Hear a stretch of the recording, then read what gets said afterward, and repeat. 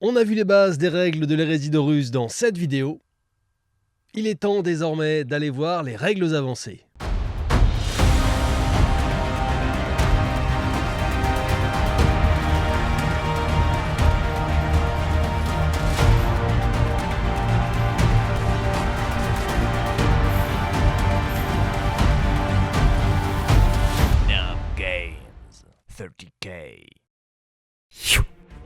Commençons par jeter un œil aux caractéristiques avancées.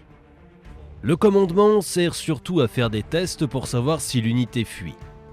La volonté est utilisée pour les pouvoirs psychiques. L'intelligence sert à activer certains équipements ou certaines règles spécifiques, comme réparer un véhicule par exemple. Le sang-froid sert principalement à résister aux statuts tactiques, statuts qui ont un rôle important dans cette version du jeu. Quand on teste une caractéristique, on jette 2d6, il faut que le résultat soit égal ou inférieur à la caractéristique en question. Autre élément important de la fiche d'une unité, c'est son type. Il faut bien penser à regarder les types et les sous-types d'unités car il y a plein de règles à l'intérieur. Par exemple, cet escadron de motards est de type cavalerie. Ils fuient donc plus loin et n'ont pas le droit aux sauvegardes de couvert. Entre parenthèses, ce sont les sous-types. Sergent, par exemple, permet au sergent motard de donner son commandement, plus élevé, à toute l'unité. Les principaux types et sous-types sont dans le livre de règles, mais il peut en exister d'autres. Par exemple, dans le Liber Hereticus, sur les légions renégates, on trouve le sous-type maléfique, que l'on retrouve sur leurs unités les plus corrompues. Les statuts tactiques représentent le moral des troupes en temps réel sur le champ de bataille. Il y a 4 statuts différents. Fixé, l'unité ne peut pas se déplacer.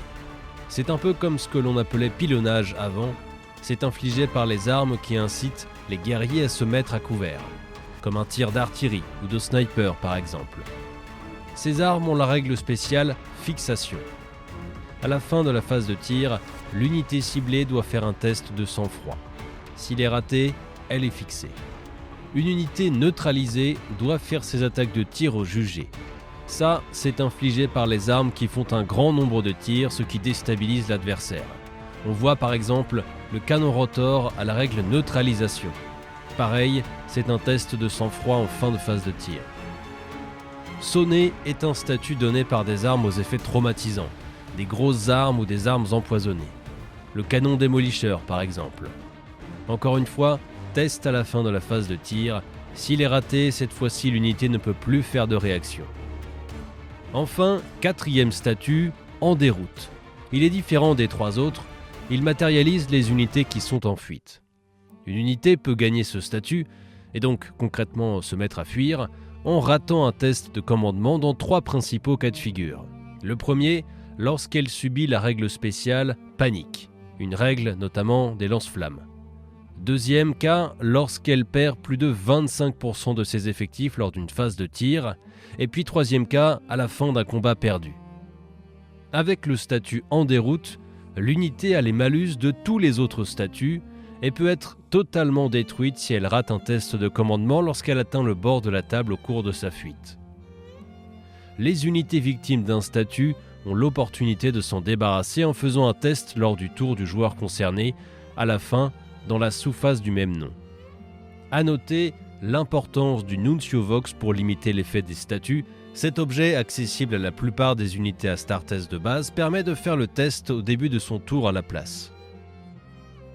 Le mécanisme des pouvoirs psychiques a été simplifié avec sa nouvelle caractéristique dédiée, la volonté. Le prérequis pour utiliser ces pouvoirs, c'est d'avoir le trait Psyker.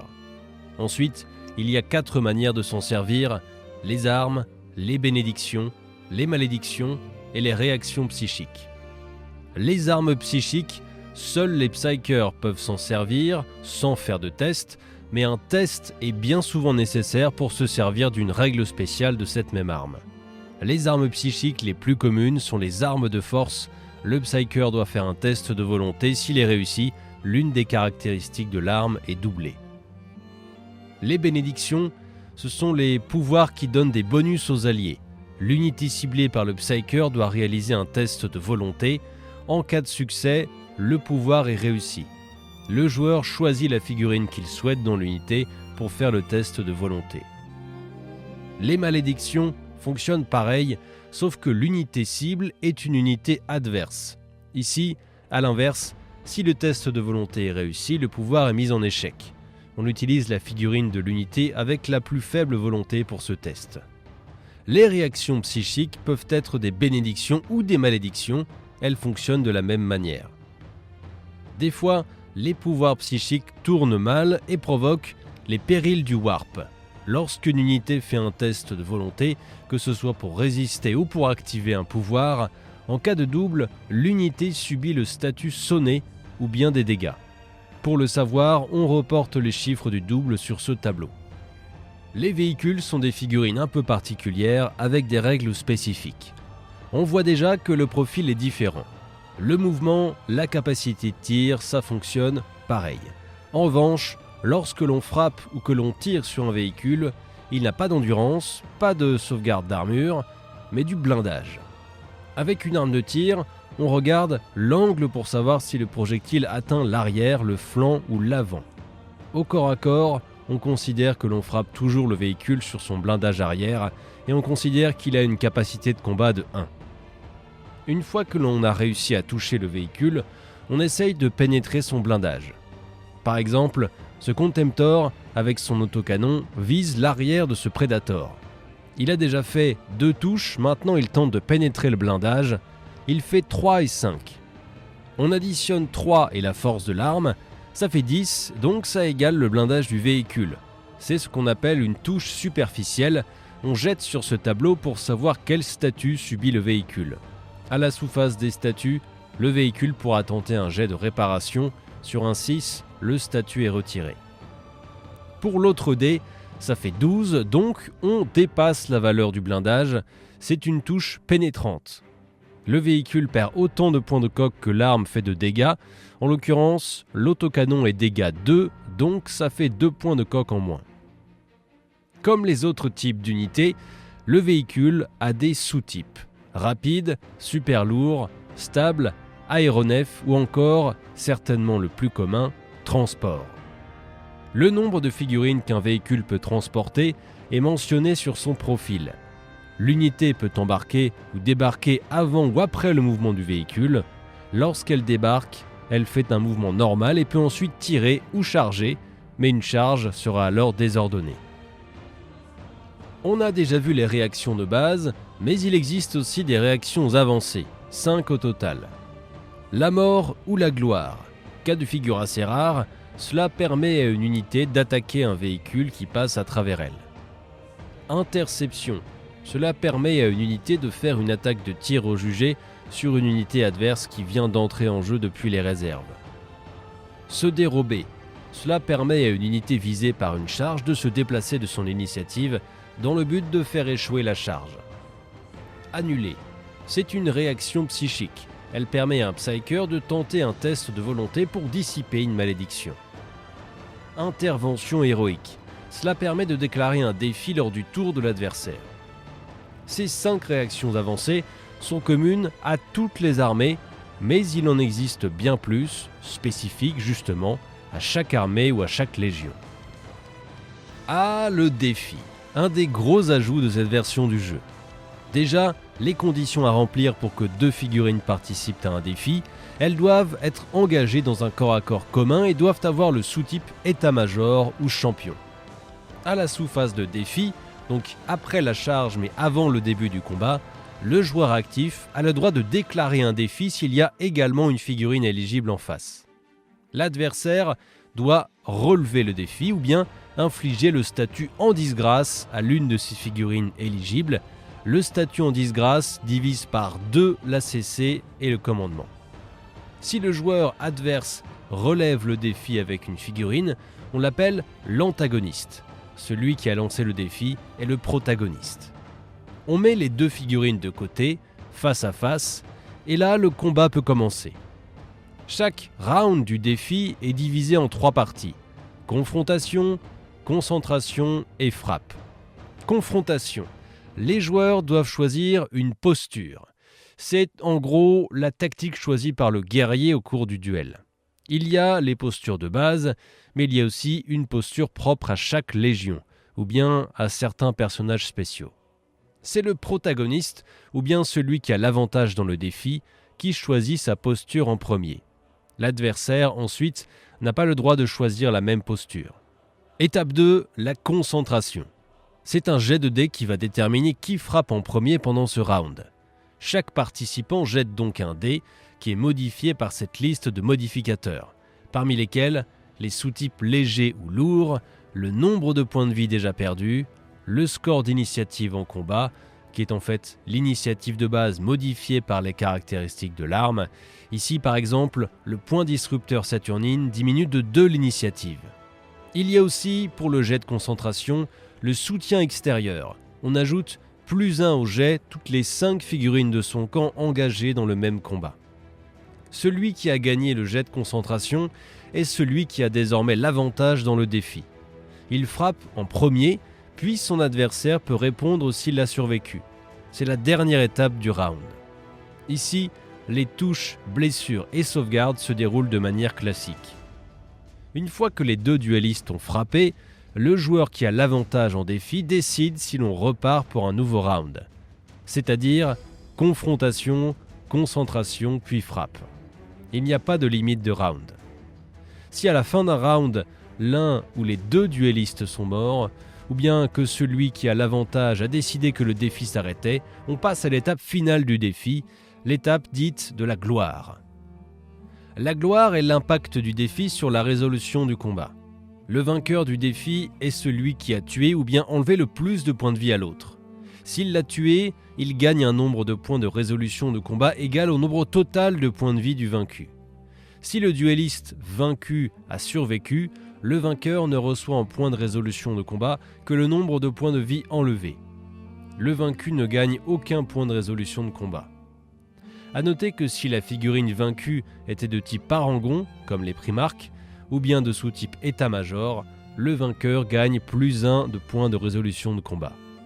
La composition d'armée, c'est plus simple qu'il n'y paraît. Il y a 4 types de détachements différents. Le premier est le détachement principal de croisade, qui est la colonne vertébrale de l'armée. Il donne accès aux personnages, les prétors, les centurions, etc., aux troupes de base et à leur transport. Les 3 autres types de détachements débloquent différentes unités spéciales. Dans les auxiliaires, on retrouve la plupart des autres unités, celles qui étaient auparavant classées en soutien, en attaque rapide et en élite, à l'exception des vétérans. Les vétérans sont dans les détachements Apex, aux côtés des escouades de commandement. Le 3e type de détachement est le détachement additionnel. Il comprend les primarques, les véhicules super lourds et les détachements alliés. Il est obligatoire d'avoir un détachement de croisade. On peut lui remplir autant de cases que l'on veut. La case QG permet de débloquer l'accès à un détachement d'Apex. Chaque case d'état-major débloque, elle, l'accès à un détachement auxiliaire. Il faut noter ici l'importance de la règle spéciale « officier de ligne » qui permet à un seul personnage de débloquer plusieurs détachements auxiliaires. Le centurion, par exemple, en débloque 2. Dans le détachement principal de croisade, on remarque que le premier état-major et la première troupe ont un rebord dentelé. Cela donne le droit à un avantage principal. Il y en a 5 de base, 3 d'entre eux sont des bonus de caractéristiques. Le 4e permet de choisir un QG à la place d'un état-major. Cela permet de jouer 2 prétors avec un seul détachement. Et le 5e, c'est le plus utile pour ce qui est de la composition d'armée. C'est un joker. Ça permet d'ajouter une unité au choix dans le détachement principal, n'importe quelle unité mis à part les personnages et les seigneurs de bataille. Donc par exemple, dans cette armée de World Eaters, il y a un détachement de croisade avec en QG un prétor, en état-major un héros, un maître des signaux, un centurion, en troupe 2 escouades tactiques, une escouade nettoyeuse, en transport un rhino. Le QG donne droit à un détachement Apex. Je décide de prendre une avant-garde d'armée composée de 2 unités de vétérans d'assaut. Mes états-majors me permettent de prendre 4 détachements auxiliaires, puisque le centurion a la règle officier de ligne 2. Je prends donc un assaut de choc avec 2 unités de Terminator Cataphractii, un premier détachement de pionniers de combat avec un sabre et 5 motards, un deuxième avec une escouade de reconnaissance et une escouade de scouts, un détachement d'appui tactique avec une escouade d'appui et une escouade de soutien.